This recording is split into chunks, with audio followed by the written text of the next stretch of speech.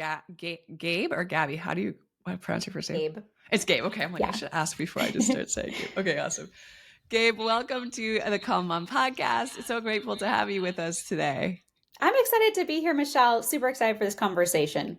Likewise. So, we're going to talk about a lot of things today. We were just talking before we hit record, and we might bust some myths, or we might let an invitation for some aha moments for some of you who find yourself on the go all the time, which is very easy to get sucked into as moms. But before we jump into that, would you take a moment and just let us know a little bit about yourself and your family and maybe what you've got going on?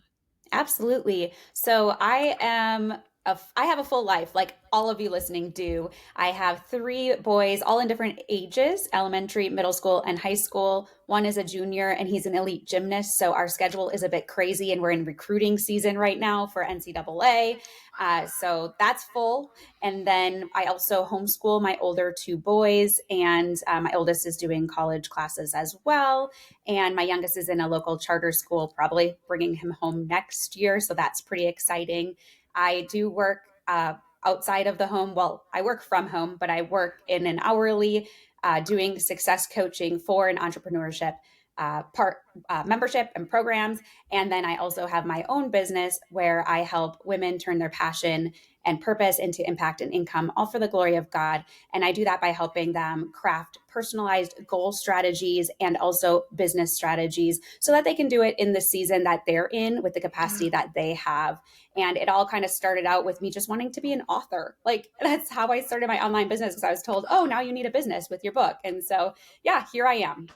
Oh my gosh, that's so awesome. Okay, so first of all, did you guys notice that in all of that, she didn't say, it's so busy or I'm so busy? The word that I heard was that your life is very full. And I'm assuming that word choice was with intention. So tell us a little bit, because I try to do the same thing, and it's not just semantics. There's so much power in what we speak over our lives, right? And the words that come out of our mouth. So I just want to hear from you a little bit about why you choose to say that your life is full and not so busy. Yeah, you are so right, Michelle. There is so much power in our words. How we speak is how we live. Like it will root into us what we believe, and it'll kind of stem into our belief systems. And so I used to say I'm busy, or people would be like, "How are you?" "Oh, I'm just so busy." And you know what? That we're just kind of saying that and speaking that Mm, over our life. And that's something that I didn't want for myself. I don't want to be busy. But you yeah. know what? I'm in a season of fullness. Like I have kids' activities. I work full time. I have my own business. I'm trying to run the home. I'm all over the place. I'm a glorified Uber driver, right? So I do have so much going on, but I want to love my life. And Yeah. I'm in this season of hard. But when I say it's a full life instead of a busy life, it helps remind me that I'm where I need to be and I'm doing the things I need to do. And it's each thing that I have is a priority right now. Right. And so Yeah. that's kind of why I choose full instead of busy. Busy to me just feels rushed and hectic and hustle culture. Yeah. Oh my gosh, I love that so much. I actually was speaking to another group of women from my church, and I was like, man, 2024 is the year. Like, you will not hear me say that I'm busy one time. Like, I'm getting super intentional about this because I'm completely on the same page as you. I think it's so powerful, and I think so often we equate busy to productive, and I think that is not true. And it kind of, you were alluding to it when you were talking about hustle culture. So, can you tell us a little bit about maybe the messaging that we're being sent about the value of hustle culture, where it's coming from? You're more in the business space than I am, but even the things like the boss babe accounts and the whatever, the mom, hustle mama, whatever that's coming at us, um, maybe where it's coming from, and then maybe some of the impact that we might not be so aware of being a part of hustle culture or wanting to be part of hustle culture. There's so much here. And I will tell you, I lived in hustle culture for so long. And people might say I'm in hustle culture right now just because of the capacity that I have right now, the Yeah. things that I am doing. But I do not feel like I'm in hustle culture. Mm. But when even coming into motherhood, I just felt like I was supposed to be doing something more. I need to do this and that. And we have all these expectations where we should be able to do all the things. We should be super mom and all this. And I felt like a failure because Mm. I couldn't keep up. I couldn't keep up with the Joneses. I couldn't keep up with, what it looked like to be a good mom. I wasn't like, I'm not a big play. I don't want to sit and play Legos and do those things. That's just not who I am. I want to have these conversations with my kids. I want to bring them and help them experience things. But like, I did not have the Pinterest mom look. I didn't, my birthday parties weren't that way. But but it's like, the more you do, the better you are, right? Mm, And the more you do, the more productive you are. And that I was caught in that lie for so long, and I just burned out. hmm And I wasn't no any longer good to anybody either. Like, my work suffered, my kids suffered, my husband suffered, because I was trying to do all. I was a yes person. I would say yes to everything because I wanted to please everybody and help everybody. And that to me is hustle culture. Hustle hmm culture is not knowing our boundaries, or not knowing our priorities, or maybe even knowing our priorities, but not sticking to our priorities, not hmm having those boundaries for ourselves and actually living within them. Because guess what? We are human and we have limitations. Yeah. We're not limitless. We can't do everything. Now, we can do a lot of things, we just can't do them all at the same time. And hmm so that's hustle culture to me, trying to do all the things. So, like in business, what I see a lot of entrepreneurs mistake, what this mistake I see is that they're trying to be everywhere and be hmm everything for everyone. Either they're trying to, try and teach everybody, not narrowing it down to a specific type of person, or they're trying to be on Instagram and X and LinkedIn and do a YouTube channel and do a podcast. And I'm telling you, that is hustle culture to the max, because it's better for us to be in just a couple places and do those couple places really, really well. Yes. That is productivity, right? And so that's a mindset that I had to learn. I've always held about 3 different jobs or roles, probably since high school, really, since college. Like in college, I always did that too. And I've learned I needed to learn how to slow down my body because I was hmm wearing out, and I wasn't able to be the person that I needed to be for the people Mm. who mattered in my life. Yes. Oh my gosh, I relate to this in so many ways. Um, I was on a podcast a few months ago and someone was reading my bio and then they're like, "Man, you're like a variety pack." And I'm like, "I know. Like, I have so much going on." And the thing about hustle culture is I think we glorify it, right? And it's like something that we think we aspire to, but when you're in hustle culture, like no one wants to be in hustle culture, right? Like where we feel exhausted, we have a short fuse, we're burnt out, all of these different things. So something that you said that I want to hear more about is you talked about you've been able to increase your capacity, right? Mhm. So you do a lot of things, you have a lot going on, but it doesn't feel like a hustle to you. And you talked about boundaries, you talked about doing less better, but teach us some of the ways in which you have been able to grow that capacity. Or for people who are listening who are like, I have a lot going on, but I'm just like, I'm at my end with everything. How do we grow our capacity in healthy ways that are actually productive? That's such a good question. And one thing that I want to say too is, when I was in that hustle culture, I thought it was a badge of honor to be Mm-hmm. busy. And I Oh thought it was a yeah. badge of honor to have so many things, because people were like, how do you do it all? Oh, it You feels know, it good, right? does. When It's, someone like wants to plan something and you're like, well, let me see if I can make time. And it's like, oh my goodness. Like I know I have said those things and now I would roll my eyes like, give me a yeah. break. Yeah. Absolutely. But then one thing I've learned, especially just even this last season, like I've been learning to slow down even more. Yeah. When you are so full and you have no capacity left, you can't go be a good neighbor. You can't No. be a good friend. You don't have that room to be able to even account for emergencies. And so I wanted to have that room to be able to be giving of my time or attention where I felt like I needed to be.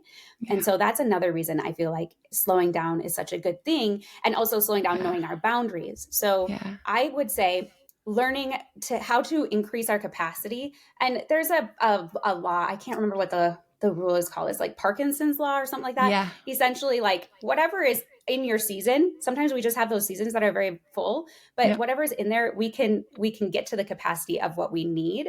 Mm-hmm. And so sometimes you hear like, I don't know how you do it all. I can hardly manage the home and be a good mom, right? Well, that's the Yeah. season you're in. So that's why Yeah. it feels that way. No matter what, whatever we put into it is what we do, right? And Mm-hmm. so having boundaries is one of the first steps to actually feeling like you have more capacity, because then you know what you're willing to say yes to and you know what you're willing to say no to. And Yeah. that's really hard sometimes. And especially like in the business world, it's really hard because there's a lot of opportunities that come and you want to say yes to them because you're like, oh, well, that might be the time I'm going to grow. Maybe that's where I'm going to find my next client, or that's where I'm going to get the next sale. But a lot of opportunities look great, but they're actually distractions That's to right. what our priority is. So having that discernment and going, is this going to get me closer to the goal or my priorities that I have right now, or is it going to distract me from them? That's a really great question to have as you're kind of working on your goals and things. And then the other thought of that as well is that with boundaries, sometimes it's okay to lead with no, because you can always say yes later. That's right. So, and then also knowing what you're willing to say yes to. Like think about the few things that you know you will say yes to, and then say no to everything else, essentially. You're not offending the person who you're saying no to. I think that's a hard thing for people pleasers. They're like, but I don't want them to be mad at me. But I know I'd be good at that, right? I'm good at a lot of things. Yeah. But I won't be my best if I'm doing all the things. Right. But you're not going to offend them. They're thinking more about themselves than they are about you. It's okay. So don't think that your no is going to harm them that much, right? They're going to find someone else to fill that role. And I had to learn that even just walking away. I was in restaurant management for a long time when I had little kids. So I was working 60 plus hours, holidays, weekends, had to fill in when it was a lot. And I did step away, and I stepped away in a season where it didn't look like I should. Like my husband, literally, I just had my third kid and came home. Well, I came home on maternity leave a few weeks before I had him. And that same day, my husband came home because he was let go from his job. And I was like, but I was supposed to be a stay-at-home mom. We made this decision. And guess what? I didn't go back. After my maternity leave, I still stepped away because I felt like that's where God was calling me. It was scary. There was a lot of trust in that. My husband was out of a job for almost 9 months. So it was an intense season of trust. But I knew my capacity and I knew where I was being called. And so sometimes we have to say no, even if it looks like, oh, I don't know how it's going to come about. I don't know what's going to happen, right? So I think those are some of the main things. And just knowing that whatever you have in your season, as long as it's something that's necessary, the space will come because of that Parkinson's law. That's right. There's so much wisdom in that. This year in 2024, my husband and I choose a word of the year every year. And this year, my word of the year is rest. And as someone who is real, like a professional doer, like so good at getting stuff done, this has been a real stretch for me. So as you talk about boundaries and shifting and focusing on rest, I want to hear about how that transition was for you, because I think for a lot of us who are really good at getting stuff done, slowing down like that can feel really uncomfortable. It can feel really unsafe for our nervous system because we've been going at such a speed for so long. So it takes time to retrain our brain that like, no, wait, this is actually a good thing, right? This is actually a safe thing. It is so hard. I'm going to tell you in the beginning, you will be resistant to it. Yeah. It will not come without challenges, because I am definitely an achiever in all I do. I have ADHD brain and I want to do 500 million things at a time. That's just who I am. That's probably why I've always had so many roles. Yeah. But I knew rest was important. I think something that we miss in this digital world is the white space. Yes. And it's the white space that helps us to be creative. It's the white space where we get these revelations, or we can have that quiet prayer time, or journal about our day. When was the last time you journaled about your day, right? And like, what comes of that? It's just such a release. And we don't have these releases anymore because we're just always going, going, going. Or if we're sitting, we're watching TV, we're listening to a podcast, we're doing something. There's no white space. And so when you do start slowing down, one of my favorite books, it's called The Ruthless Elimination of Hurry by John Mark Comer. I read it every year. I love it. Because I always start getting fast paced again. But I'll actually link it in the show notes for you guys because it's that good. Yeah. It is so good. But it's just a reminder, like white space is something that we need. So I would start with even just 5 minutes a day. Find 5 minutes of white space. It's uncomfortable. You're going to hate the 5 minutes. It's going to feel like an hour.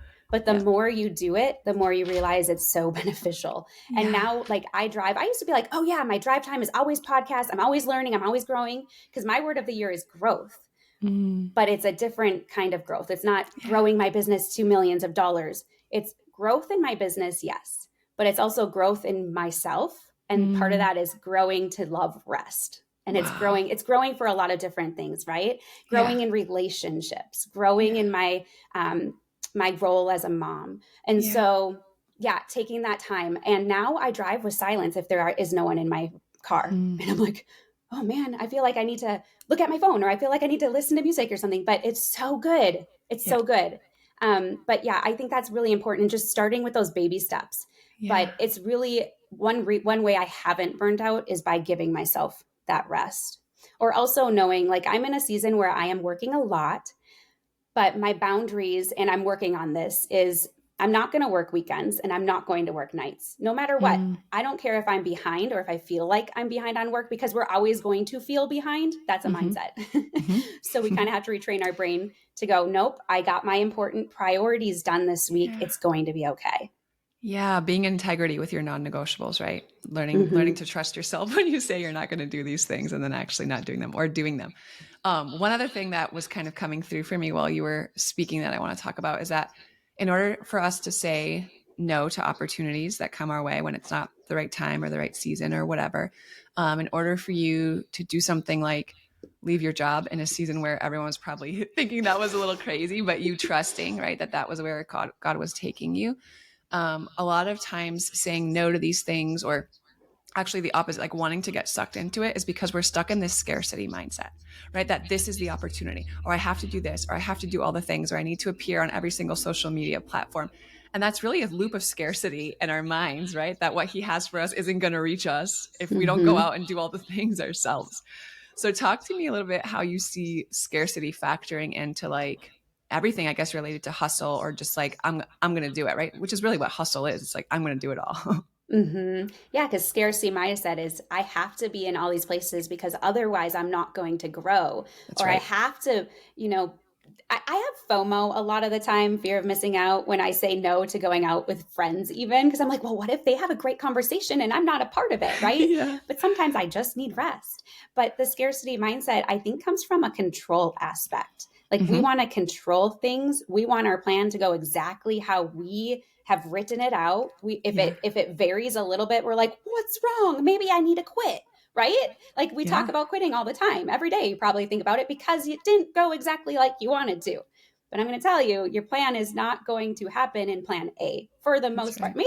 Maybe. Usually it comes to like plan F or G or Z or Yeah. whatever.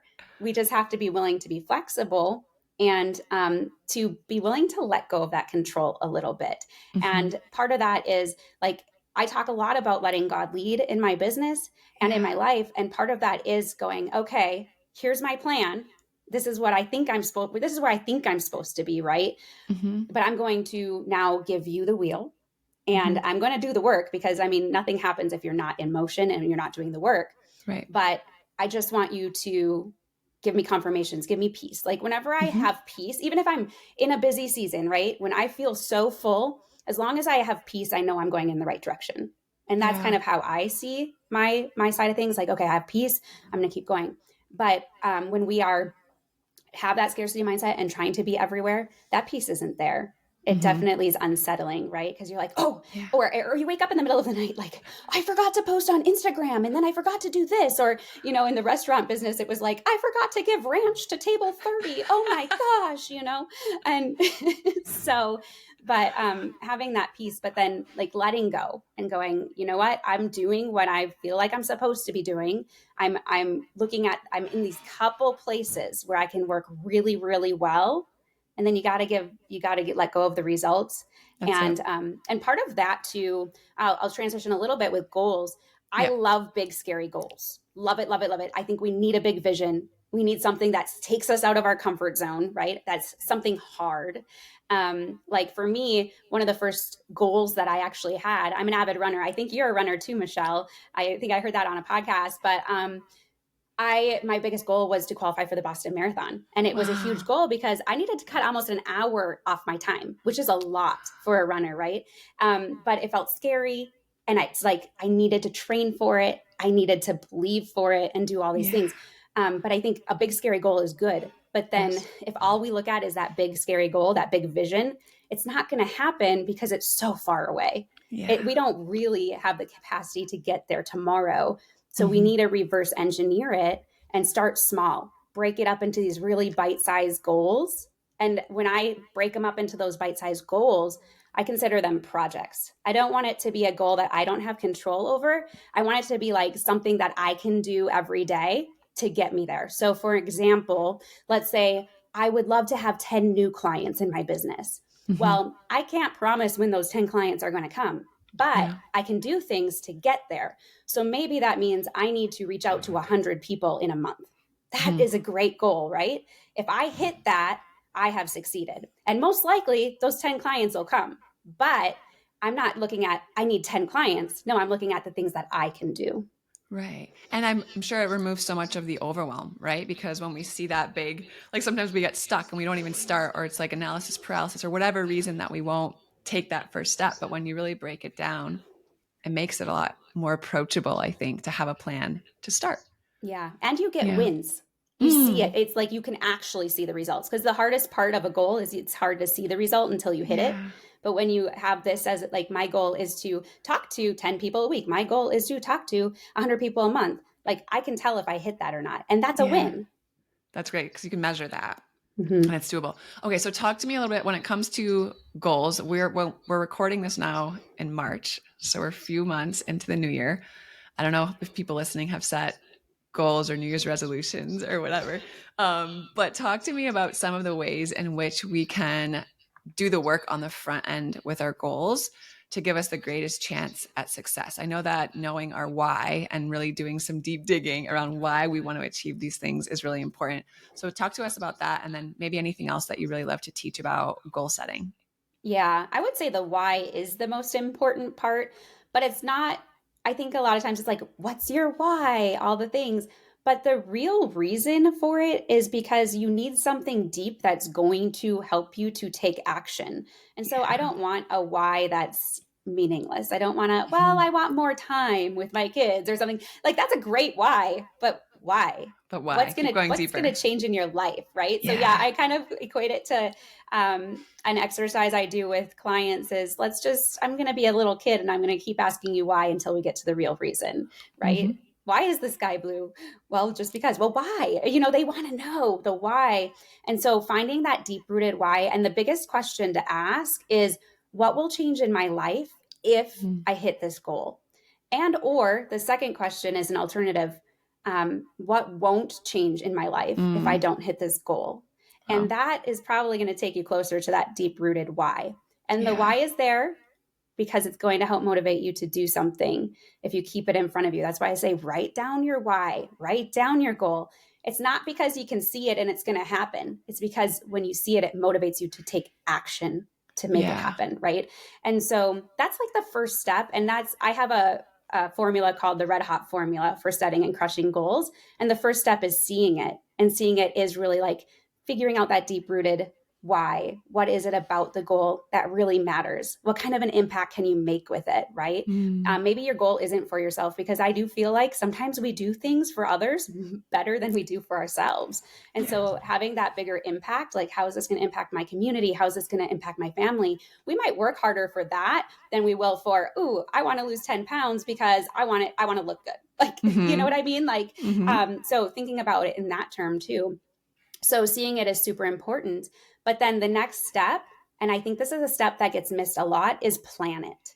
Okay. And because it's like, well, I need to just start doing things. If I don't do things, it's never going to happen. But if I take too much time to plan, that's a lot of work, right? But the plan matters so much because we need to Yeah. have a roadmap. If you're driving somewhere you've never been and you don't know how to get there, it's going to be a lot harder to get there. Or That's if right. you're driving somewhere and there's an obstacle in the way, and there's a detour, you have to decide, am I going to try and figure out how to get around that detour or am I going to go home? Right. And Hmm. so Hmm. we need to think about what's going to happen or what could happen. And that plan I like to plan not just once, but I like to plan weekly. And that's where Mm, the priorities come in. I look at, yeah. okay, what do I have going on in my schedule this week? How much time can I commit to my goal? And then what priorities do I have? One, two, three priorities max, probably. Yeah. Can't get we can't just think that we can do everything. And so Hmm. picking those few things, like if I only got this one thing done this week for my goal, I will be satisfied. Like that is an achievement, right? And then more is better. Like more is great, fine, whatever. But that one thing matters. And then that plan comes with flexibility, but that comes with the third step, which is doing it. Now we're going to take that Hmm. plan, we're going to put it into Yes. action, right? Yeah. And we're testing it. We're testing it because you know what? It might, like I said, it might not be plan A, but we need to have flexibility with it. If emergency happens, okay, now we need to shift. Or Mhm. if we're feeling pulled in a different direction, like we feel like God is saying, nope, I want you to go this way instead of Mhm. that way in the fork in the road, then we got to shift and we have to maybe reassess our plan, but reassess the actions we're taking. Is it working? What's Yeah. working? What's not working? What could I do better next week? Maybe Yeah. what distractions came and uh, how can I alleviate that for next week? Or how maybe the distraction was an opportunity. Okay, what opportunities am I willing to do and say Mhm. yes to, and what am I not? And everything else is a no. So those are my three steps. It's see it, plan it, do it, and the doing it happens until I say until, and that means Mm. until it happens or until you feel very strongly called to letting it go.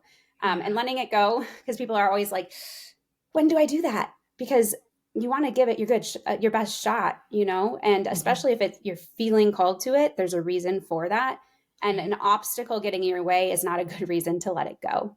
Mm. The obstacles are there to grow us. They're Yeah. there to refine us. We will become better. We will like growth. That's the word for me this year. They will grow you if you let them. But there is sometimes time to let it go too. Yep.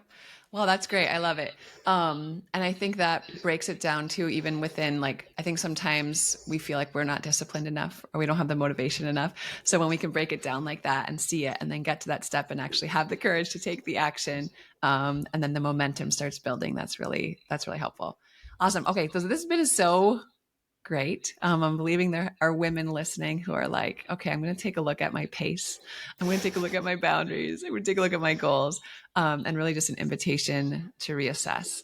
So I think that's beautiful. Let everyone know where they can find you, and maybe where they can learn more about, your frameworks and the things that you're teaching. Yeah, absolutely. Best place to find me is my website, redhotmindset.com. But I do have a podcast called Pursuing Goals God's Way. We talk business strategy, goal planning, and I do devotionals and different things in there too that have to do with growing and obstacles and all the things. But one other thing that I'd love to give all of you is a free masterclass that I teach. It's called Three Pillars to Setting and Crushing Goals in a Stress Less, No Hustle Way. So everything we've been talking about today, it breaks down that three-step process, and really helps you create a simplified game plan that gets results and helps you to take action that works. So if you're interested in that, you can find it at redhotmindset.com/goals. Awesome. That sounds so great. And we'll put that link in the show notes too for you guys. So it'll be really easy for you to access and watch and learn from Gabe. But thanks so much for making the time to be with us today. It's been so great to have you on. Thanks for sharing with me and with our audience. Yeah, it was so fun. Thank you for having me, Michelle.